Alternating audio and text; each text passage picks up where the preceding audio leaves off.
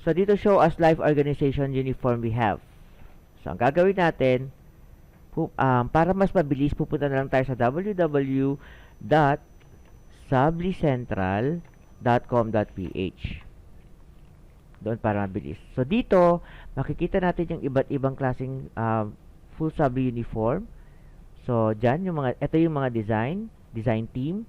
So, example, dito, meron tayong Galaxy, tie-dye, camouflage. So, marami yan. So, meron din dito full print, yung sublimation.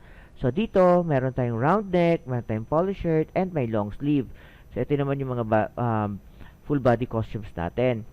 So, ang mangyayari, dahil organizational uniform yung hinahanap natin, so, ito, dito naman yung design, pre-decorated, and browse. Dito naman yung color.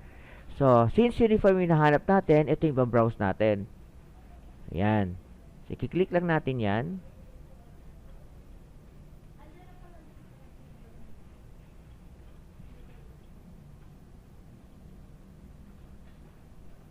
So, yan na.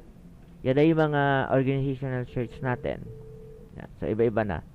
So, dito, para mas mapabilis kayo, ang gagawin nyo na lang is, kunin nyo na lang yung mga design, tapos yung mga designs natin. Example, may nagpagawa sa atin ng taga Bureau of Fire Protection. I-click nyo na lang to, then, papiliin nyo na lang sila dito. Then, yung logo nila, kunin nyo, isasalpak na lang natin para mas mabilis.